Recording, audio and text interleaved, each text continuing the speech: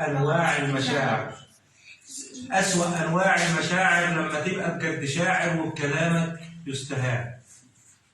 لما بتحاول تسامح اللي نص كلامه جارح واللي بايع واللي خان.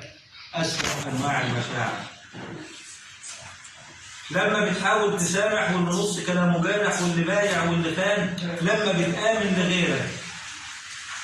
لما بتآمن لغيرك واما بتوقر كبيرك والنهاية تكون مهان. أسوأ أنواع المشاعر.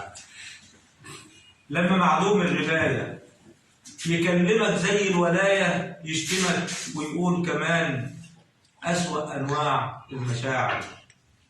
أسوأ أنواع المشاعر لما تبقى بجد شاعر والكلام حلو وبريء يجي حد بالمشاعر البحر غريق وواعد يوهمك إنه صديق.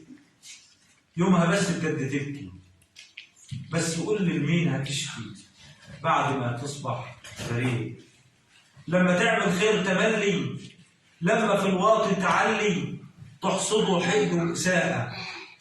لما تبقى صريح في فكرك ما تلاقيش ولا حد فكرك كله بيخالف الحقيقة. لما تسعد يوم حبايبك والنهاية ما حد جنبك ويسيبوك في أشد ضيقة. لما تبقى جميل وهايل بس حمال الحمايل وما تلاقيش حتى الشقيقة. واما تبقى شايل لوحدك ما تلاقيش ولا ايه تسندك في الصغيرة والكبيرة.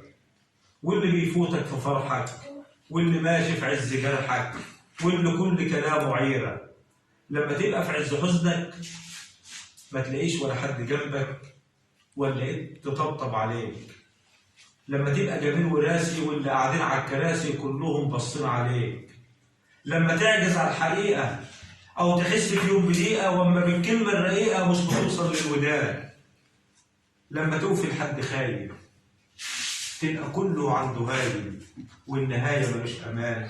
لما تخلص يوم في حبك تزرع الأشواق في قلبك ما تلاقيش حبة حنان. أسوأ أنواع المشاعر لما تبقى رقيق وشاعر ويقولوا ده بياع كلام ويقولوا ده بياع كلام.